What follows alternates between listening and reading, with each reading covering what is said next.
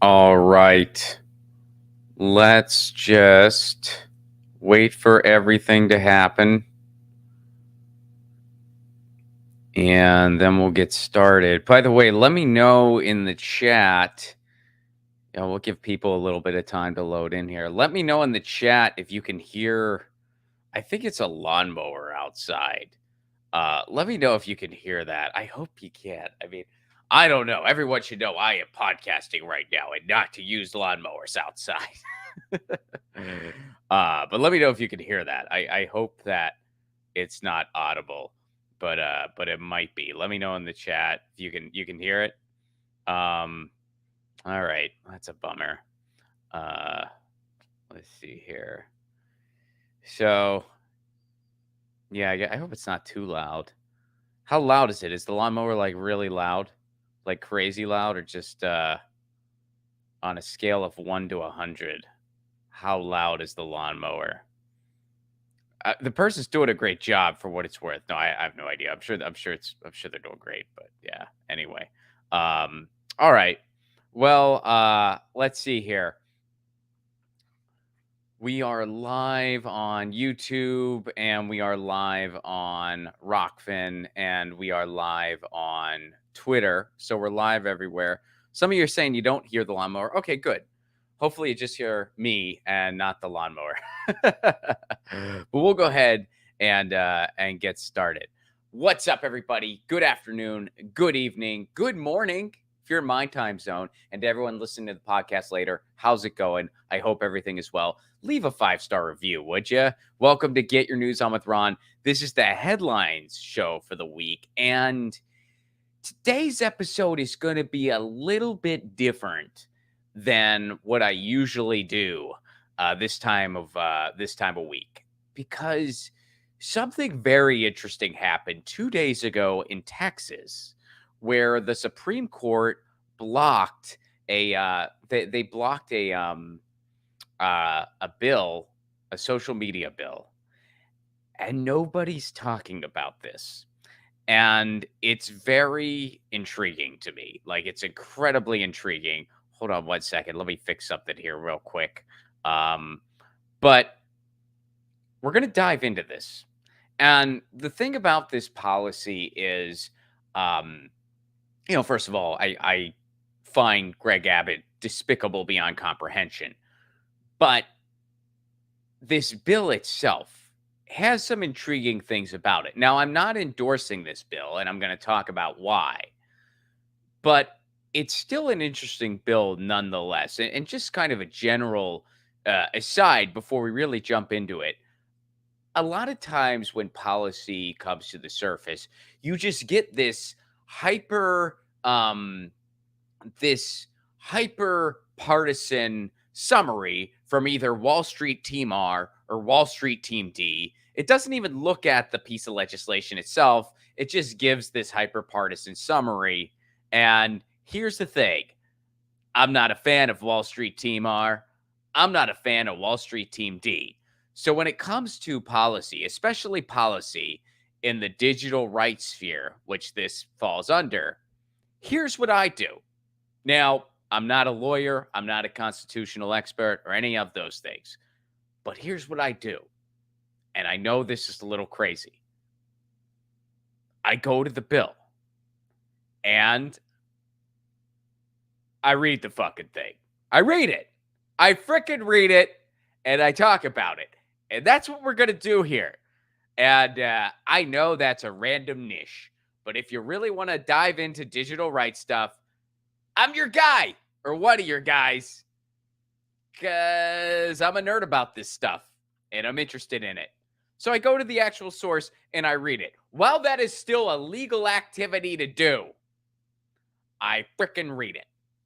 So that's what we're going to do. But let's go and see what's going on first. We're going to start here with USA Today. And by the way, shout out to George for bringing this to my attention. No one's been talking about this, but it happened 2 days ago. And nobody's been mentioning this. And in the world of like just social media and digital rights and the future of social media, this is an incredibly important story. And by the way, it's very interesting to see all the so-called free speech absolutists and free speech experts who haven't talked about this. But anyway, here's the headline we're going to start with. Supreme Court blocks Texas law that banned Facebook and Twitter from moderating posts. Okay.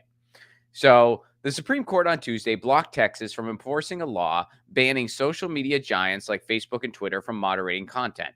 So, by the way, this law is a little more in depth than that. And we're going to get into this. But the law doesn't actually necessarily do that. But yeah, we're going to dive into it.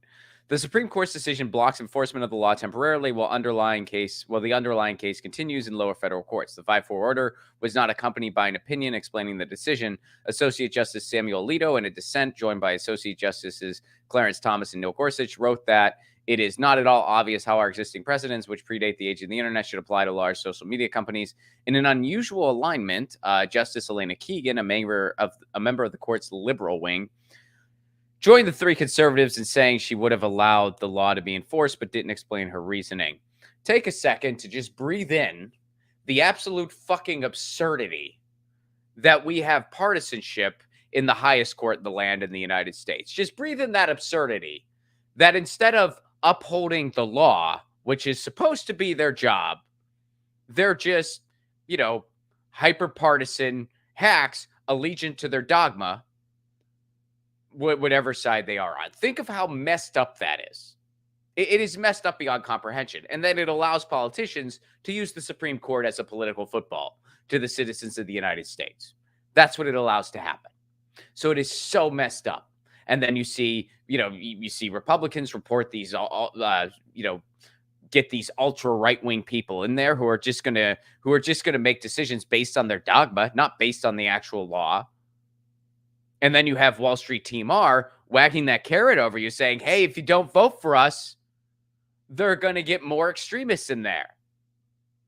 That's the Supreme Court. It's a scam. Anyway, so just breathe that in for a second. We are relieved that the First Amendment.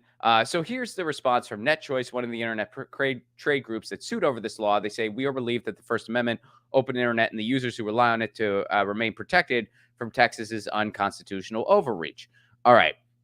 Now, Greg Abbott signed this bill, and this bill comes from responses to complaints from Donald Trump and other conservatives that the sites censor Republican voices because of their viewpoints, which is bullshit. We're going to get into that too. Florida passed a law similar this year, blah, blah, blah, blah, blah. All right. So it's interesting to read some of these quotes because you'll find yourself being like, well, I agree with that. And then the next sentence, you're like, no. So anyway, put simply, with minor exceptions, the government can't tell a private person or entity what to say or how to say it. Okay, I agree with that. Who wouldn't agree with that? Circuit Judge Kevin Newsom, who is a Trump nominee, wrote for the court. Two trade groups that represent the social media company, blah, blah, blah, blah, blah, blah, the transform the internet. And all right, so basically they're saying that the Texas governor argued that social media websites have become our modern day public square. Okay, I agree with that. Social media companies are silencing conservative viewpoints and ideas. That is simply not true. We're going to actually, you know what? Let's break that down now before we go further. Okay, this whole thing that, yes, they're silencing conservatives. First of all, statistically, that's not true. Facebook mostly censors left-wing websites and anti-war websites. That's who they censor the most. In fact, the websites that get the most traffic on Facebook are right-wing sites. Why is that? Does that mean that Facebook has a conservative bias? Or I guess maybe they don't have a, quote, liberal bias? No, here's the bias Facebook has. You ready for this? Facebook's bias is keeping you on Facebook. That's it. Facebook's bias is keeping you on Facebook. So what do? Well, first of all, they watch everything you do on there. And then they feed you things based on your biases. So if you're more of a right-wing leaning person, they're going to feed you more right-wing bias. If you're more of a left-leaning person, they're going to feed you more left stuff, of course, based on what they approve of. So the whole thing is that they're watching everything you do and they're feeding you to keep you on Facebook. So why do right-wing sites get more traffic than left-wing sites? Well, because Facebook is older now. The demographic of people who use Facebook the most skews older. And generally, Underline generally. I don't need to get emails from left wing people who are older. I know you're out there. But generally speaking, older people tend to be more conservative than younger people, generally. So that means, based on Facebook demographics, right wing sites get more traffic than left wing sites do. Okay? Has nothing to do with any bias. Facebook's bias is making money and keeping you on Facebook. Now, when they're compromised is when they're powerful people in the political realm who have their ear dictate what they do and don't permit. And that happens with Wall Street Team R and some with Wall Street Team D2. Okay? All right. So a lot of the stuff around this is just nonsense. The whole like, oh, they're censoring conservatives. That's bullshit. Let's look at the policy itself. But I want to go to Abbott's statement here.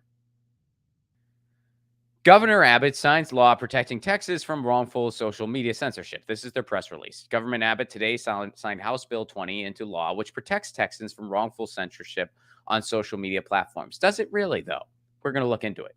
The governor was joined for the bill by Senators Brian Hughes and blah, blah, blah. Who gives a shit? Here's the quote.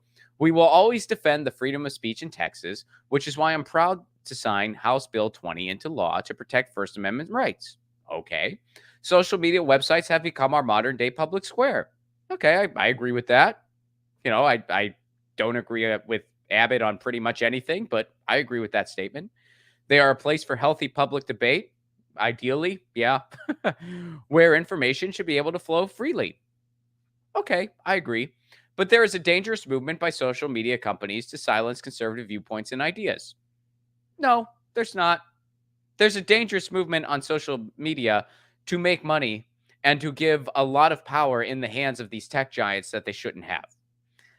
That is wrong. We will not allow it in Texas, blah, blah, blah, blah, blah. Okay. House Bill 20 prevents social media companies with more than 50 million monthly users for banning users simply based on their political viewpoints. Does it, though?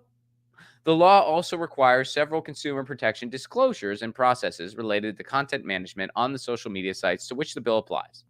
These sites must disclose their content management and moderation policies. Oh, so wait a second. You're admitting just in this press release that they can still kind of have the policies that they want to have. But okay, so let's go to the bill itself and let's see what's really going on here. And again, I'm not viewing this bill through the lens of Wall Street Team D or Wall Street Team R. I'm viewing this bill through the lens of somebody who's interested in digital rights who's reading this frickin' bill. So let's go to it. All right.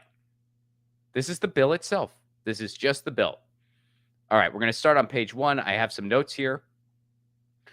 An act relating to censorship of or certain other interference with digital expression, including expression on social media platforms or through electronic mail messages. Legislation finds that, number 1, each person in this state, meaning Texas, has a fundamental interest in the free exchange of information, of ideas and information. Okay, including the freedom of others to share and receive ideas and information. Sure. This state has a fundamental interest in protecting the free exchange of ideas and information in this state. Okay, cool. Here's an interesting one, folks. Listen to this. This doesn't sound like something that if he really dissected what this meant, Greg Abbott would be for. But this is an interesting sentence here.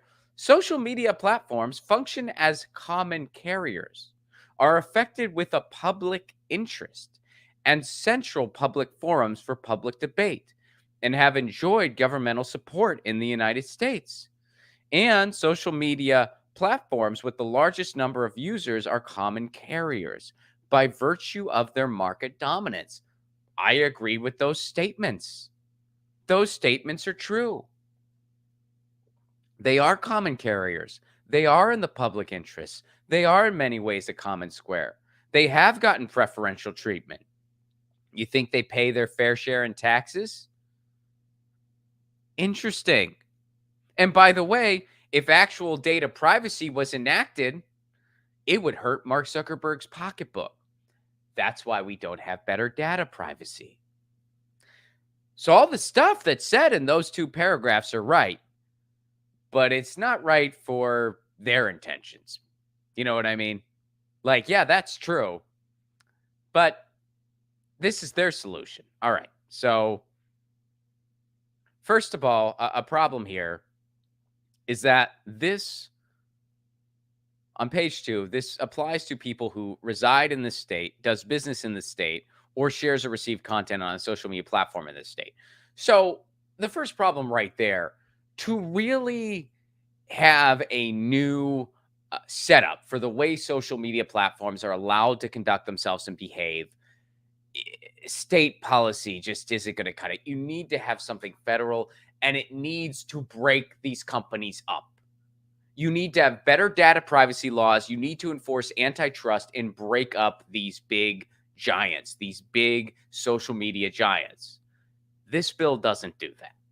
All right. So that's the first thing. And we're going to get into more of the stuff that it does. Now, one of the things that it does have, and I'm glad for this disclaimer, is that it qualifies that you need to have 50 million active users in the United States. And it also qualifies the difference between a social media platform and just other websites. So see, it says curates and targets content to users, places and promotes content.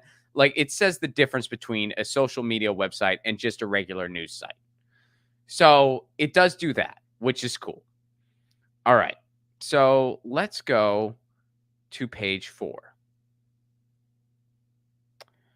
A social media platform's acceptable use policy must, 1, reasonably inform users about the type of content allowed on the social media platforms. 2, explain the steps the social media platform will take to ensure content complies with the policy.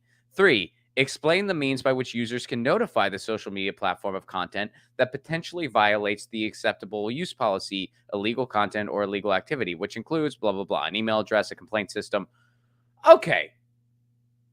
They essentially do all these things now. So this bill has already contradicted itself. It's saying that these social media platforms are common carriers. These social media platforms have the common interest. These social media platforms are basically utilities. They don't use that exact word, and there's a reason they probably don't. But they say these are common carriers. They're essential to the public discourse. But you go down a few things to page 4, and it allows them to continue operating the way they've been operating as private companies who basically report to nobody. That's what this bill actually does. This is why it's really important. When you see people just highlighting one paragraph from a bill and then saying, see, it's good, they're full of shit. And by the way, you see that all the time, not just related to this bill, but other pieces of policy where people will copy and paste and cherry pick, and they'll be like, see, this bill's good or this bill's bad. Bills are written in a deceptive way on purpose. So right here, they just completely contradicted themselves. Now, we're going to scroll down to page 11. The rest of this kind of talks about transparency and stuff like that. We're going to go to page 11. Because here it gets into what it defines as censorship. Censorship prohibited. A social media platform may not censor a user, a user's expression, or a user's ability to receive the expression of another person based on 1, the viewpoint of the user or another person. 2, the viewpoint represented in this user's expression or another person's expression. Or 3, a user's geographic location in this state or any part of this state. Because again, it just applies to Texas. Okay, that's cool. This section applies regardless of whether the viewpoint is expressed on a social media platform or through any other media. Waivers are prohibited here. Okay, so that's defining you can't censor people based on political views or anything like that. That's cool. All right. Now, here's the thing. Let's go here. Construction of chapter. This chapter does not prohibit a social media platform from censoring expression that, 1, the social media platform is specifically authorized to censor by federal law. Okay, that's cool. That basically means following the free speech laws of the United States. I agree with that. 2, is the subject of a referral or request from an organization with the purpose of preventing the sexual exploitation of children and protecting survivors of sexual abuse from ongoing harassment. Totally. Absolutely. You know, I know that's sort of that's sort of something why you have to have some community guidelines. There has to be some for something like pornography on social media or something like that. I get that. If you want pornography on the internet, there are plenty of places to do that. So I personally am fine with, something like Facebook or something like that, having restrictions around that stuff. I know on Twitter, they have like a sensitive content warning or whatever. And so, yeah, I get that. The problem is it's determined by an algorithm. But anyway, directly incites criminal activity or consists of specific threats of violence targeted against a person or group. All right, that's against the free speech laws anyway. Inciting violence is one of the things that is blatantly against free speech laws, so that's cool. Because of their race, color, disability, religion, or national origin. Okay, great. 4 is unlawful expression. Well, gee, that gets a little vague, doesn't it? What is unlawful expression? So basically, this still allows these companies to act as private companies and to make these decisions internally. It doesn't have an outside board, which could be a potential solution. Having an elected board outside of this to oversee this stuff, making these public utilities and demanding they operate as such so that the free speech laws of the United States are upheld. This bill doesn't do anything like that. Why? Because doing something like that would actually hurt the Mark Zuckerbergs of the world.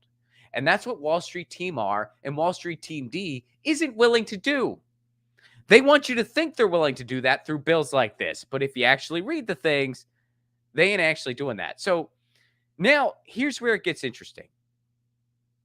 User remedies. I'm on page 13 now. A user may bring an action against a social media platform that violates this chapter with respect to the user.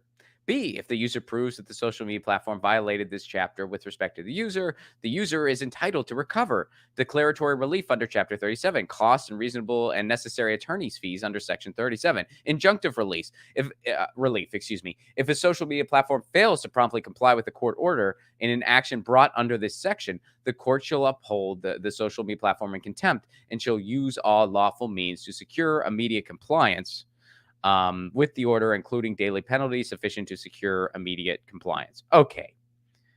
So let's call this bill for what it is and what it actually does. This bill allows social media platforms to pretty much do what they've been doing, except with a little more transparency on where you can complain. And this bill will make it a little bit easier for the Donald Trumps of the world, for the powerful, to sue them. So basically, this bill just makes it easier for rich people to potentially get settlements from social media companies if they feel like they've been wronged. That's it. Because really, these platforms still operate the same way they've been operating. You have a place to complain, they'll give you an explanation, and unless you can sue, whatever, that's it. So who do you think's able to sue? Facebook. Do you think the anti-war page that's being run by some activists has the means to sue Facebook or Twitter or whoever else? No. The Donald Trumps of the world do. So that's what this bill really is. That's what this bill really does. But it really is interesting, some of the verbiage in this bill. Some of the verbiage in this bill is actually addressing the problem. It's actually saying what's going on. That, yeah, these are common carriers. These are a part of public discourse. Okay, so we should treat them like public utilities, right? We need some antitrust enforcement. We need some data privacy. No. We're going to make it easier for rich people to sue. This is yet another example on how the United States, when it comes to policy, they'll identify a problem and come up with either a non-solution or a shitty solution. But man, is it interesting, some of the verbiage in this bill. Man, is it interesting, some of the verbiage in the bill. It's almost like we all know the problem, but they refuse to go after an actual solution. And why do they refuse to do that? They refuse to do that because that would actually hurt the pocketbooks of the Mark Zuckerbergs of the world. And by the way, it's on both Wall Street Team R and Wall Street Team D. If you're one of those people where you're simping for either one of them, you're a sucker, because Amy Klobuchar and Liz Warren, they go there and they pretend like data privacy isn't the solution. And they come up with terrible ideas like the Safe Tech Act. It's anything but safe. They come up with these journalism proposals that would actually gut journalism. And then on the other side, you see people like Greg Abbott, Wall Street Team R, who's just coming up with policies that'll make it easier for his rich cronies to maybe get some settlements for Facebook. That's it. That's it. Yet, both partisan sides are able to identify the problem. They know what the problem is. These social media companies have way too much power. And they have this authority that they have no business having for the good of public discourse and for the good of free speech. Yet instead of enacting real solutions, again, better data privacy, antitrust, breaking these companies up, making them public utilities, we come up with shitty solutions. And this is just another shitty solution. And it blows my mind that no one's talking about this. I mean, the Supreme Court has weighed in on this. No one's talking about it. No one's talking about this bill. So we're talking about it here. And that's my assessment of it. And all I did was read it, folks. That's all it takes. You don't have to have a law degree. You don't have to be an expert in technology. I'm none of those things. I'm just interested in digital rights. And when bills happen, I look into them. I read them. So it's interesting, some of the verbiage in that bill. Overall, I don't support that bill. And, to sum it up, to sum it up again, why don't I support that bill? Well, one, just a state policy is not going to cut it. You need something that applies federally. Two, it doesn't actually make these companies not behave as the private entities they've been behaving as. All it does is it just requires a little more transparency, like you have someone to email, basically. And three, it doesn't actually help users unless you have the money to sue. So really what this bill does, it makes it easier for rich people to sue Facebook, and that's it. So that's why I don't support this bill. But it's really interesting seeing this bill in Texas that nobody is talking about actually address these problems. So I hope you guys got something out of that deep dive. And by the way, wasn't really that deep. It's deep by the United States media standards because we actually read through a fucking bill. That's something most people don't do. That's something most politicians don't do. Most politicians don't read the shit that they endorse. So we've just, by the way, I think, are they on recess right now or something? They're about to have they've been working really hard. They deserve it. You guys have just worked harder than politicians do. Right now, you and I, we've just done it. What a time. What a country. So this is going on. This is from More Perfect Union. And this is going on in Minnesota. Construction workers in Minneapolis are taking on developers to stop rampant wage theft. Developers are using citizenship status to bully workers into staying silent. So check this out. I can't put food on the table with happiness. I can't pay rent with being happy. Pago una renta. Con estar feliz, yo no pago unos biles. O sea, mis problemas económicos no se solucionan con que yo esté tranquilo en medio de la tormenta. Mis problemas económicos se solucionan con que una persona pare de robar. So this worker is saying that people are stealing his wages. He's not getting the wages that he's supposed to get. In the construction industry, wage theft is rampant. These workers in Minneapolis are coming together to change that. I'm owed $110,000. One of these people owes me around 53 grand. In the second instance, I'm owed around 33 grand. Sabemos que no vamos a cambiar esta industria expulsando a una sola compañía. Los desarrolladores tienen que trabajar con nosotros para poner fin al robo de salario y otros abusos en la industria. A recent study found that 23% of construction workers in Minnesota experience some form of wage theft. That's nearly a quarter of all workers in the industry. Están tomados en cuenta para planes familiares, incluso para planes del futuro en un hogar. Y eso viene a estropear todo.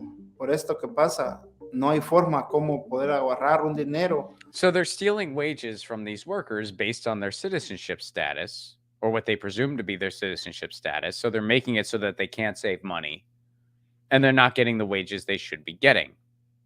O cómo poder establecer un buen crédito cuando estamos siempre batallando con el pago, o que si tengo dinero hoy y mañana me roban, me toca que sacar el ahorro que tengo. In 2019, Minnesota passed some of the strongest legislation against wage theft in the country. But in non-union construction jobs, workers have continued to see their wages stolen and not paid in full. Now these construction workers have organized with the worker center CITUL, Centro de Trabajadores Unidos en la Lucha, to launch a program to hold developers accountable and create industry-wide change. It's called the Building Dignity and Respect Program. El BDC es un programa que ha implementado CETUN, lo cual So nos there's a program called garantiza, nos da un CTUL. respaldo, porque ese es el propósito con el cual se ha implementado, para brindarnos la seguridad, para brindarnos el respeto, el respaldo hacia los trabajadores. Under the Building Dignity and Respect program, participating developers sign a legally binding agreement to hold to certain human rights standards on their projects. This code of conduct, which is informed by the lived experiences of workers in the Twin Cities, construction workers, includes workers' protections from wage theft, physical and sexual abuse, human trafficking, as well as access to safe working conditions and fair pay. If a contractor refuses to maintain compliance, they will no longer be able to work for developers that participate in the Building Dignity and Respect program. El BDC para mí es como un gancho al hígado a todo contratista desarrollador que le gusta explotar y beneficiarse de la mano de obra barata. The Building Dignity and Respect program requires developers to sign onto the program guaranteeing workers basic rights and a seat at the table about workplace issues. The program is modeled off of the Coalition of Immokalee Workers Fair Food Program in Florida, which has successfully campaigned fast food giants McDonald's, Burger King, and more to sign onto a code of conduct for farm workers. Si nosotros estamos acudiendo If a we're los going to speak to desarrolladores, developers, it's es because porque we know they sabemos que have the tienen la ability and the facultad, power tienen el poder hasta cierto punto de poder to stand with us. solidarizarse con nosotros, no obligarlos, no presionarlos. Nosotros estamos pidiendo solidaridad, una mano aliada hacia BDC, para que ellos se den cuenta de lo que está sucediendo, porque si no, ellos nunca se van a dar cuenta. Without these basic protections, workers say recovering lost wages is extremely difficult, and that companies often use immigration status as an intimidation tactic to avoid paying what they owe. Wow. Ellos mandan abogados, los abogados vienen en su They'll amenaza. send their Saben nuestra lawyers situación and legal they'll en este threaten país people. y quieren por ese medio intimidarnos y que nosotros quedemos callados y quedemos eso en paz. Isn't that incredible that that's going on? So what they do is they underpay workers based on their citizenship status, and then they'll have their lawyers intimidate these workers. And we know what that means. That means they basically say, hey, we know your citizenship status. We're going to rat you out if you don't just shut up and accept this. Isn't it crazy that that happens? And now there's an organization fighting back against this, an organization called Building Dignity and Respect Program that deals with these contractors and developers. And if people don't follow it, well, then these contractors can't work with certain developers, the contractors who don't follow it. And yet again, this is just another case of people are fighting tooth and nail for things that they shouldn't even have to ask for. Workers should just be given a living wage for their labor. That's it. End of story. They shouldn't be shortchanged. They shouldn't have their wages literally stolen in this case just because the contractors can get away with it. But this is what happens when you have capitalism. This is what happens. Most people aren't this terrible, where they would just decide, yeah, we're going to screw over these vulnerable people because we can. But because we live in a capitalistic society, they know they can get away with it, so they just have a structural setup to do that to people. Because, well, hey, it's business, baby. Capitalism is not natural. It just isn't. It's not a natural way to conduct society because shit like this happens constantly. So, you can learn more about this at More Perfect Union. I encourage you to do so. That's More Perfect Union. You can find them on all the social media. They do invaluable work. It's amazing the work they're doing. And that program is called the Building Dignity and Respect Program. And C-Tool is among the organizations as well. So check that out. I mean, that was just a short video explaining it to you. And yeah, I just thought that was important to highlight. So guys, before we get out of here, tour dates, I got them. Don't wait. Get your tickets now. Iceland, I'm coming at you later this month. I can't wait. I've never been to Iceland before. Reykjavik, I'll be at the Reykjavik Fringe Festival. My shows are on June 28th and June 30th. Get tickets now. RonFlacone.com. Do not wait. Also, Pacific Northwest, July, Graham Elwood and I are coming. We're coming to Portland, July 28th, Seattle, July 29th, and Vancouver, British Columbia, July 30th. RonFlacone.com for all those tickets. Folks, if you want to support this show on the sustainability end, patreon.com/RonFlacone. Best way to do it. For a give what you can level, that means any amount you're comfortable giving. $1 is the minimum. You can't give less than $1 or whatever your currency is, but $1 or more, that helps keep the show on the air. Please sign up. Even if you can only give $1 a month, please consider joining. My goal is to really build a community. So your membership is way more important to me than the dollar amount.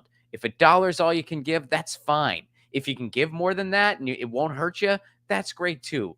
But please, if you're thinking, I got an extra $1 a month, I'm not going to miss that, please consider it. I promise you it's worth $1 a month. I can guarantee you that. You get all kinds of exclusive content. You get stand-up clips not available anywhere else. You get all of my content because I know that YouTube doesn't notify people. I know that sometimes it's hard to keep track of your podcast. So on my Patreon, I drop everything. Every live stream, every beach walk, every article I write, every stand-up clip that is public, and of course, members-only stand-up clips. Everything is there, including, obviously, patron-only content. But all the regular content is there, too. So it's just an easy, convenient way to get all my stuff in a one-stop shop. And you can get that for as low as $1 a month. And you can watch my mini pilot. My mini pilot loaner is out now for patrons. I dropped the link for patrons. It's going to be out for everyone soon, but patrons can watch it now. And you can get all that for a give what you can level. And when my movie's done, I'm pretty sure as long as I'm going to be able to do this, once my movie's done, patrons are going to see it before anyone else. So again, if you are able, patreon.com/RonFlacone. Give what you can level. Laura over on the Rockfin, thank you so much for that tip. Thank you for that, Laura. You help keep this show on the air. And yeah, shout out to the Rockfin folks. Of course, everything I said about Patreon also applies to Rockfin Premium. So yeah, shout out to that. And thank you for the Rockfin tip. You help keep the show on the air. And sign up on Patreon and get your own Ron Flacone theme song. Amazing, entertain your friends. Thank you so much for that, George. And George, thank you for bringing that Texas story to my attention. Nobody talked about that. George brought it to my attention, or I would have overlooked it. There's a lot going on. I mean, chances are most people, when they said Rod's going to be talking about a court case today, they probably thought, oh, Rod's going to be talking about the Johnny Depp thing. Well, nope. But thank you for that, George. And yes, George brings up another fun point. I do theme songs for all my patrons. So if you want a theme song for your show, or just a theme song for yourself, or a theme song for you and your Sigo, or a gift for a loved one, theme song makes a really great gift. That's a really sweet, sentimental gift, and it's an affordable gift. You can get all that at my Patreon for a give what you can level. So I hope you'll check that out. Check me out on tour. Get tickets at ronflacone.com. Guys, thank you so much for being here. Thank you so much for caring about digital rights and all these issues. And yeah, thanks for being part of things. That's all I got to say. We'll be back next week. Next episode of Expatriate is coming soon. And in the meantime, you know the drill. Lucy says meow. I say peace, love, and a general strike.